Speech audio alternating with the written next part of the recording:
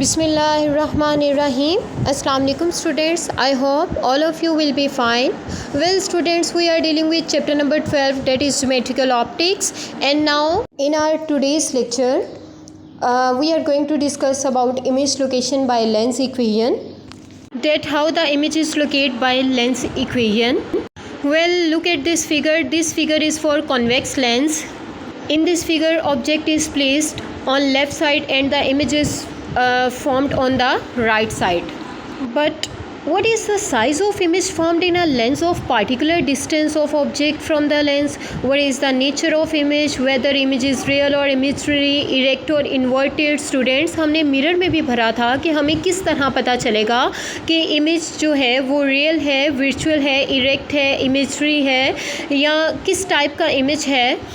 तो students, mirror में हमने मिरर फॉर्मूला को यूज़ किया था. सेम इसी तरह लेंसेज के लिए लेंस फॉर्मूला है. The relation between the object and image distance from the lens in terms of focal length of the lens is called lens formula. ये रिलेशनशिप है फोकल लेंथ, ऑब्जेक्ट डिस्टेंस और image distance के दरमियान. Well students, this formula is same as like mirror formula और ये equation valid है for both concave and convex lenses. But students, इस equation के लिए कुछ साइन कन्वेक्शंस हैं जिनको याद रखना बहुत ज़रूरी है. क्वालिटी में हमारे पास है object location, image location and focal length. Object location को P से शो किया जाता है, इमेज लोकेशन को Q से, फोकल लेंथ को F से. Firstly we discuss about converging lens.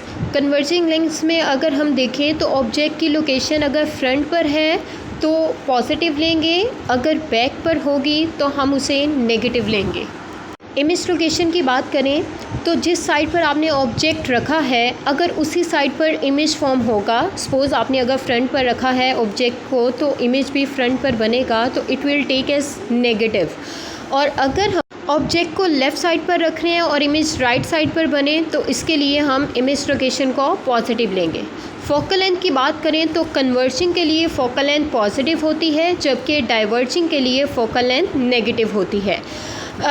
Diverging lens is not done in this class because there is no detail in your textbook related to diverging lenses. Well students, I hope you understood. If you have any query related to today's topic, you can ask me.